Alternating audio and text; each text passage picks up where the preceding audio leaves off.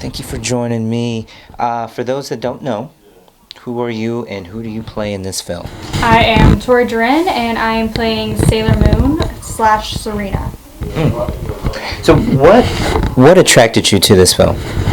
I grew up watching, I'm actually producing it. I grew up watching the Sailor Moon series, and I got the outfit for cosplay and Halloween costume, and Fred was like, oh, I know Katie and Ricky, they do cosplay back in Georgia, I was friends with them, we should do a short film. And then the next week, he's like, oh, I talked to them, we're doing a short film. By the way, I got these other two people too, I found on Instagram that they do it. And then now it's happening. So it was literally just more, I want to do this for a cosplay meetup, and then we did a Kickstarter and got completely funded, thank God. And now we're here after, I think, 8 months of planning, which was very difficult because we're in LA. Jane, that's playing Sailor Mars, and Sam, who's playing Nephrite, and me and Fred and our camera guy Merlin are all from LA. Right. So it was easy to meet up with them and do stuff, but everyone else, like Tuxedo Mask, everyone else that's here is in Atlanta. So we had to have them do fittings and then send us pictures and then reorder costumes, or them going to a tailor and then retake pictures. And do not recommend directing a thing from across the entire country. That sounds like a lot of work. But it's looking like it's all worth it. Oh, it's so much fun. We knew it was going to be worth it from the beginning. We're like, this is going to be a pain in the butt. The second we get there, it's going to be fun, and then we'll have it's just a lot of fun. Like it's all worth it. So, what should fans expect from this film?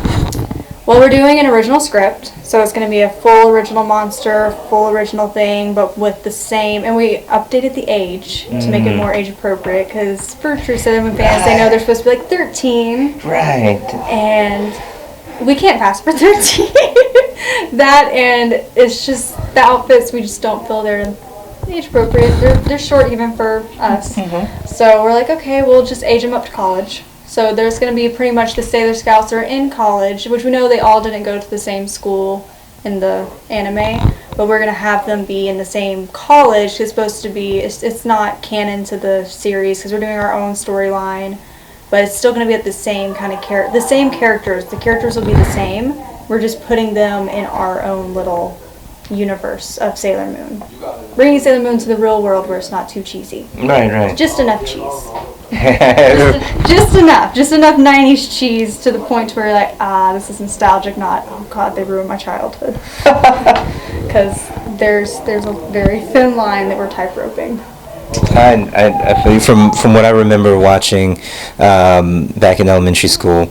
So yeah, and yeah, the whole 13, and you know how Japan, they make things so awesome, but it's like, I don't know how. Well, when you're drawing, you don't see, like, they can draw to where the outfit never, like, shows anything. But when it's a real person, you only have so much leg that you can, like, because literally if you see their anime, it looks like they're just 2 sticks, like, in a torso. So there is no, like, really anything else. Just 2 sticks in a torso, and then the outfit just never shows anything. It's always perfectly covering everything.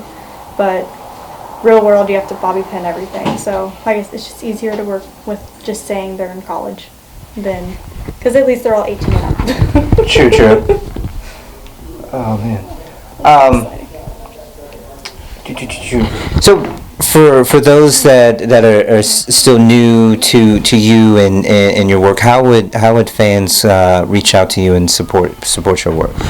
I have an Instagram. It's Vintage to Rose, the number 2, and then I also have a. I'm trying to think if I have anything. I just have the Instagram, and then I do. Me and Fred both run the Sailor Moon fan film page. We both run that and contribute to it. So we're both on that one, and then me and Fred both actually make, because this is just like for a fun project in the middle of all the real big stuff we made. We just made a full-length feature horror film that's about aliens in Area 51 that Nephrite Sam is in, but he has a full beard in that one. And so the next one we're going to be shooting a short film in a couple weeks after we get back to LA. We're shooting another short film, and after that we're doing another horror film. So which 51 Nevada is the name of the one we just shot, and that should be on Amazon, Netflix, and Redbox in a couple months. So, and that one I did makeup and pretty much everything, because it was we shot the whole thing in 7 days on a $5,000 budget, and for a feature length film, like hour and a half long. Oh, sweet. Which it was very, very long, but it's very 90s grunge horror. Like, we have a full, like, one of the guys has a full costume that it's like an old school 90s monster costume. So it looks terrifying on camera. But the alien looks good. So this is our, for fun, so we don't go crazy for making the big stuff. You gotta do the fun stuff. You gotta do something fun in the middle of all the, we need to be serious and make money off this one. Like, what would the investors like? This one's more, I don't really care. This is for fun, and we're making it with fans. We're having fun with our friends, and get to see our family, because both of our families are here. And so it's just a fun, let's just do girl power and have a fun day, or a fun weekend. What's the goal behind this film? Just to have fun, to get our names out there. Just like for all of us, just to show, like, for I would say maybe for like Anna, Kenny, and Ricky, if they want to show that they do have acting talents, not just cosplay, like taking photos. Like, they're like, I can do some acting. For me and Fred, mine is to show I can do act, because I've done acting before, which is how we met. I acted in his first feature film that he did, and I took a break for that and did more behind the scenes for the past couple years, because I started working behind the scenes and I was like, oh, I really like being behind the scenes too. And so this one I'm doing both, which I have learned I need to pick one or the other.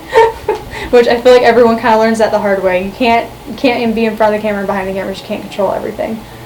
And so I think this one, it's more, because I am producing this, is to show that I can produce something, and I can and I help do the costume design, like what everybody's wearing, like picking out what color schemes and all that stuff. So it's more just to show all of our talents, and the main goal is to have fun and make Sailor Moon look awesome in the real world.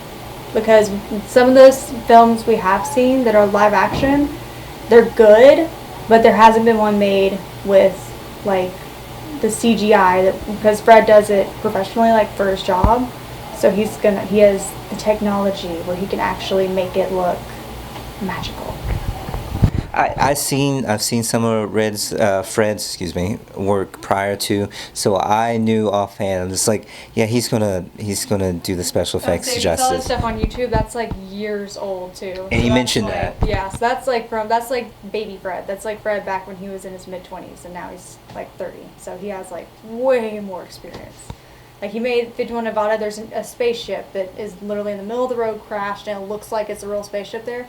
There is no spaceship there. But it's like flames, smoke, everything, and it looks like something just, like there's a flying saucer in the middle of the road.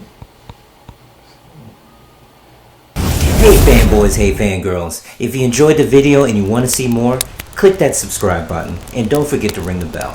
Follow us on social media. You can reach me at Carnell Holley on Twitter, at MadDragon2000 on Instagram, and we're on iTunes. Check out our podcast called Writer's Roulette. Give it a listen, leave a review. But until then, you know where to find us.